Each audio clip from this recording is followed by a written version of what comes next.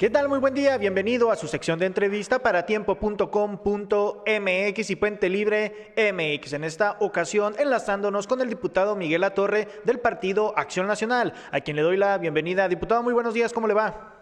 Muchísimas gracias, gracias por el espacio, Pedro. Muchas gracias por esta apertura nuevamente, por permitirme platicar contigo y con toda la gente que nos ve, que nos escucha. Un fuerte abrazo, feliz martes y excelente semana. ¿Usted no agarró vacaciones, diputado? Están muy solas las No, oficinas de la Torre Legislativa. pues mira, ahorita precisamente yo estoy aquí en el Congreso, yo he seguido atendiendo mis actividades desde el Congreso y obviamente las actividades que tengo en las colonias. No hay vacaciones, nosotros hemos seguido trabajando, me refiero a un servidor y a mi equipo de colaboradores.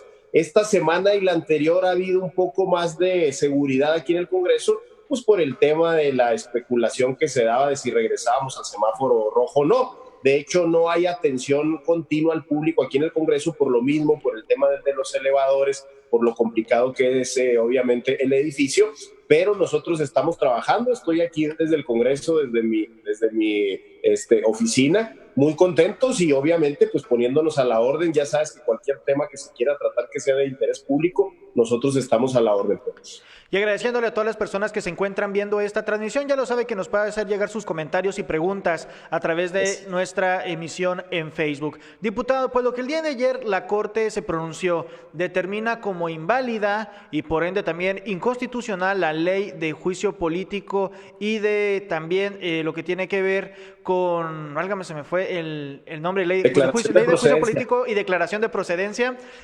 Y bueno, ante esta situación, el primer revés jurídico al Congreso del Estado. Primeramente, diputado, usted como uno de sus principales impulsores de esta ley, yo lo recuerdo muy bien, ¿qué significa este revés que dio la Corte? Pues mira, únicamente marca un parámetro, desde luego que sienta un precedente. La Corte alude cuestiones de forma, no de fondo, no entra al estudio de la ley. No dice la Corte esta ley es inconstitucional o esta ley rebasa las facultades que puede tener el Congreso, rebasa las facultades que puede tener algún órgano jurisdiccional. No entran al fondo, es una cuestión de forma que alegaron mis compañeras y compañeros desde la legislatura anterior, en el sentido de que no, a juicio de ellos, no se agotó debidamente el debate legislativo y no hubo una pluralidad en la discusión en el tema. Efectivamente es una cuestión meramente de forma, se tendrá que subsanar, seguramente tendremos que reponer el procedimiento y bueno, finalmente lo que sí no podemos evitar es que haya una ley de juicio político y declaración de procedencia. Esta ley la establecimos desde la legislatura anterior porque nos empezaron a llegar solicitudes de juicio político para alcaldes, para funcionarios, nos llegaron solicitudes también para proceder a la declaración de procedencia y retirar el fuero a los funcionarios que tenían fuero, para jueces, nos llegó una solicitud de juicio político contra el gobernador. En esta legislatura tenemos el caso tan sonado del magistrado Jorge Ramírez y finalmente empezaron a llegar casos que ameritaron que se expidiera la ley de juicio político y declaración de procedencia y que se formara la comisión jurisdiccional, porque tiene que haber una comisión en el Congreso que procese esos asuntos que llegan precisamente aquí al Congreso.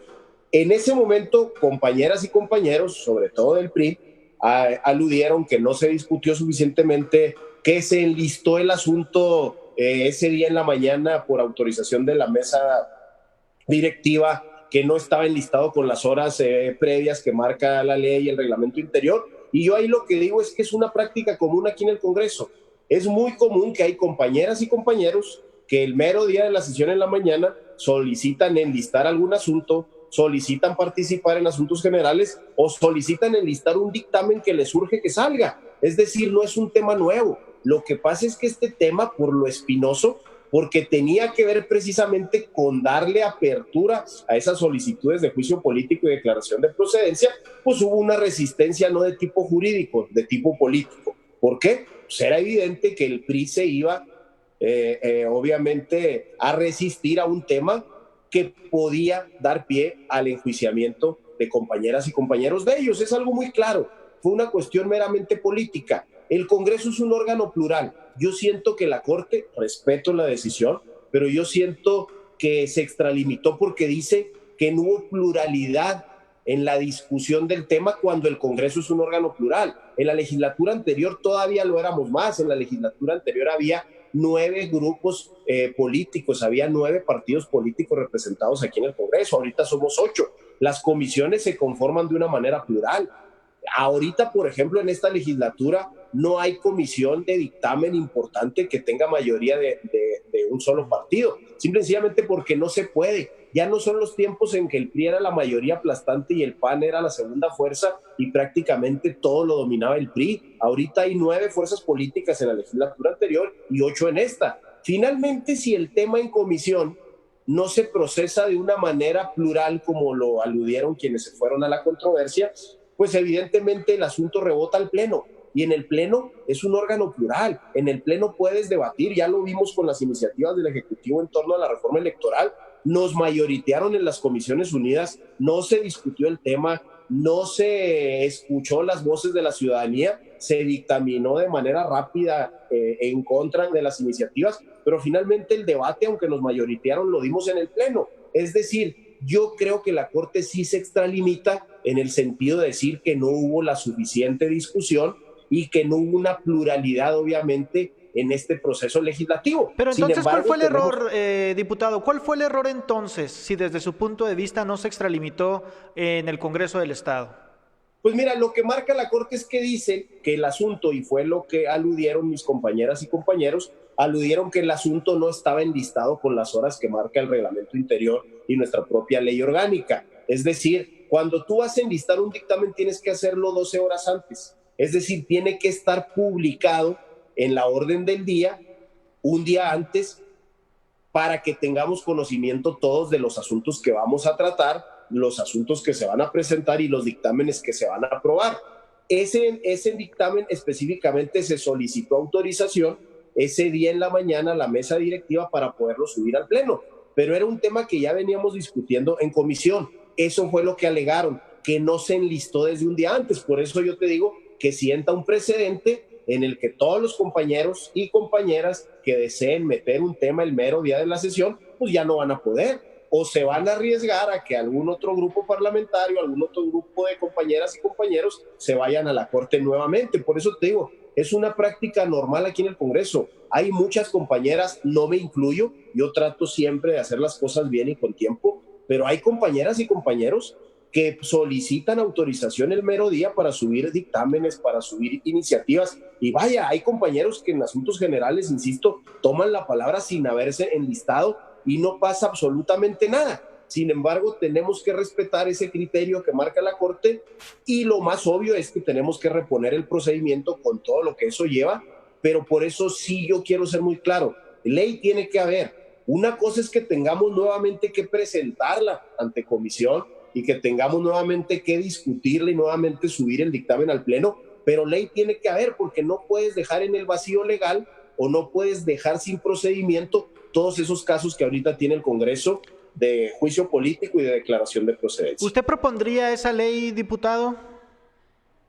Pues mira, eso ya es lo de menos. Finalmente es algo que tenemos que hacer a la brevedad, insisto, porque hay muchos asuntos en la Comisión Jurisdiccional que no los puedes dejar en el limbo. Es decir, la ley es inválida, evidentemente no puedes seguir aplicando esa ley. Se tiene que reponer el procedimiento legislativo porque así lo marcó la Corte y nuevamente someter a consideración del Pleno un nuevo dictamen de una ley, que seguramente va a ser en términos generales la misma que esta, porque insisto, no se discutió el fondo de la ley, se discutieron las formas. Lo que el PRI y algunos aliados de ellos dijeron es, no nos avisaron, nos mayoritearon, no lo discutimos, fue muy rápido, alegaron mil cosas. Un madruguete, ¿no? Como comúnmente se dice, un madruguete. Pues sí, fue lo que argumentaron. Sin embargo, no se entró al fondo del asunto y no se revisó, obviamente, la potencialidad de esa ley. Y ahora pues lo que tenemos que hacer obviamente es reponer el proceso legislativo y tener a la brevedad nuevamente una ley de declaración de procedencia y de juicio político debidamente aprobada y publicada en el periódico oficial para seguir procesando todos esos asuntos que tiene la Comisión Jurisdiccional.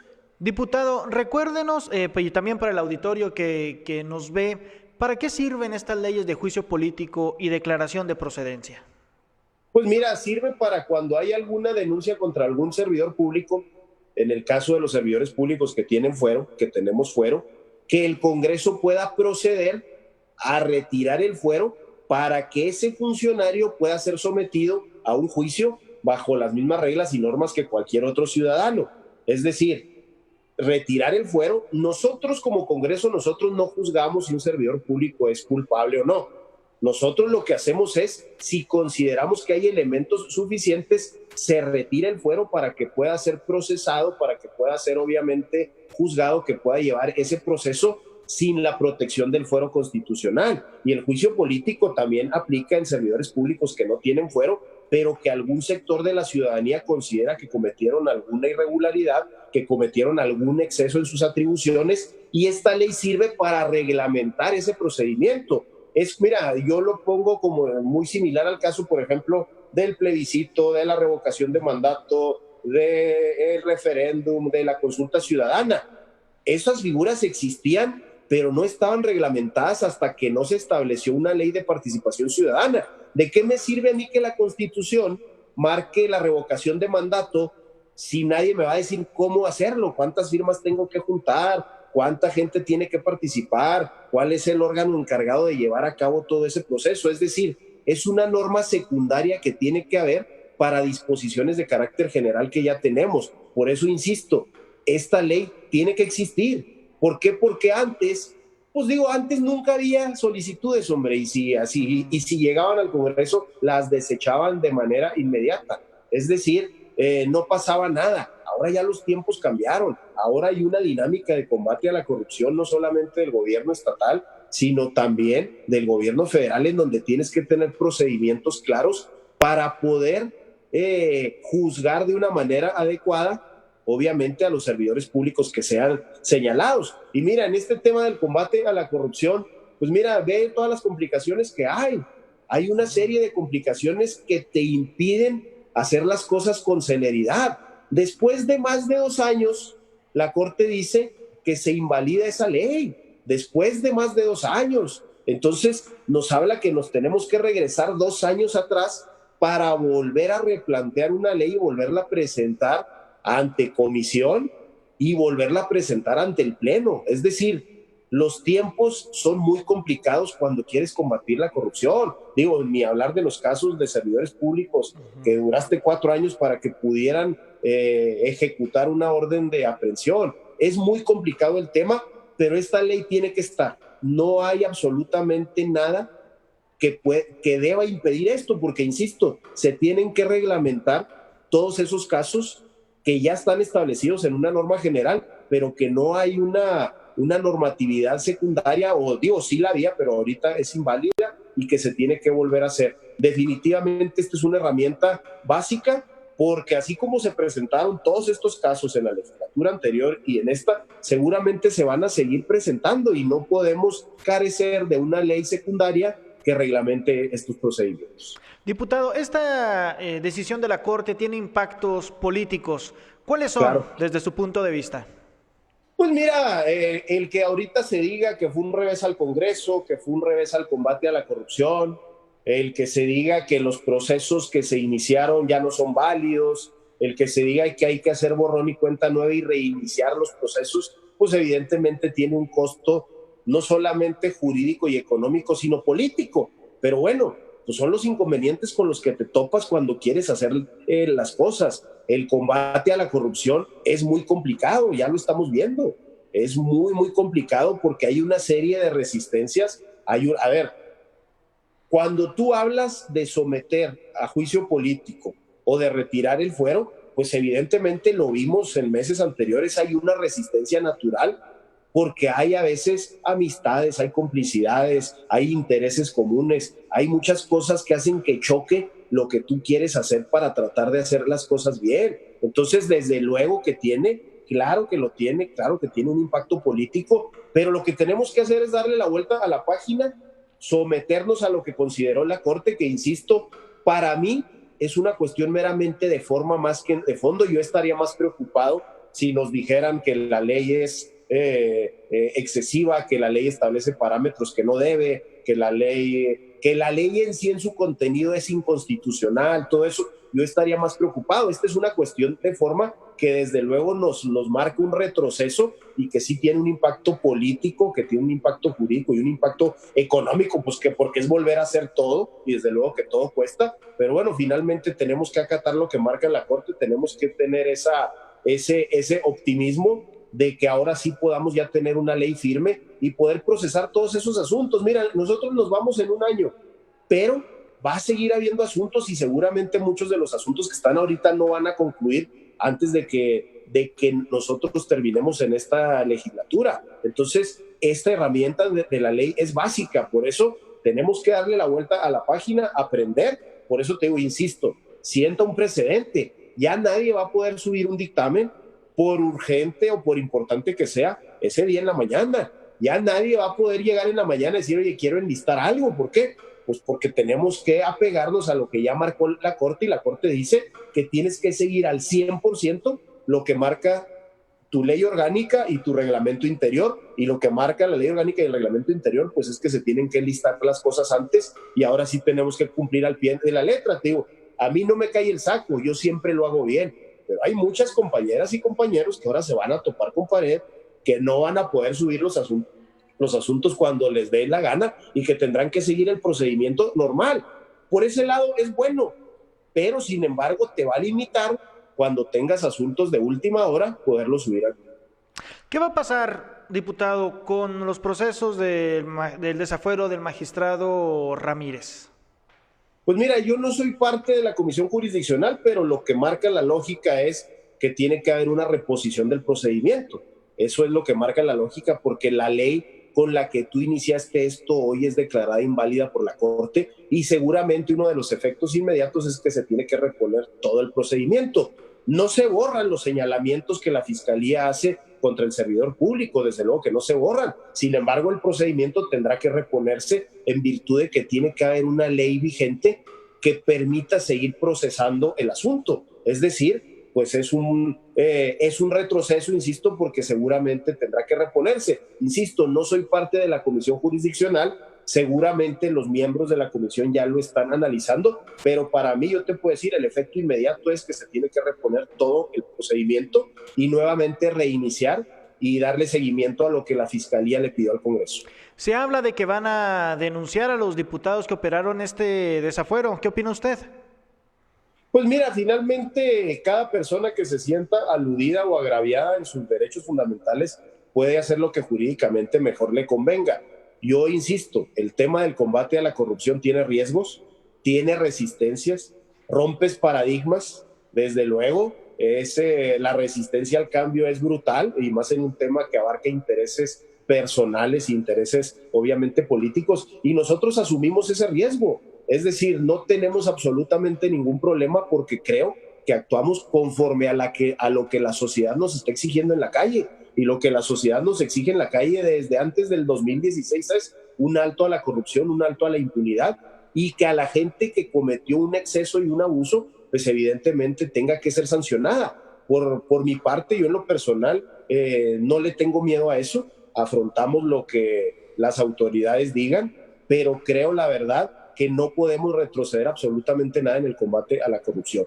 Soy un convencido que las cosas se tienen que hacer bien, que si hay errores se tienen que corregir, que en este caso se tendrá que reponer el proceso legislativo, pero no podemos retroceder en el combate a la corrupción, no podemos dar marcha atrás, porque ahorita estamos en una etapa crítica en donde si damos marcha atrás, entonces la repercusión será mayor, será un efecto mayor el no hacer las cosas como debemos hacerlas y como la gente nos pidió en 2016. Y yo creo que ahorita no podemos dar marcha atrás, tenemos que apoyar al gobernador y lo que corresponda a nosotros en el Congreso, pues obviamente atender los criterios que marca la Corte y hacer las cosas perfectamente bien. Por eso te digo, perdón que insista, lo siento por las compañeras y compañeros que quieren subir temas al cuarto para las 12 porque ya no van a poder.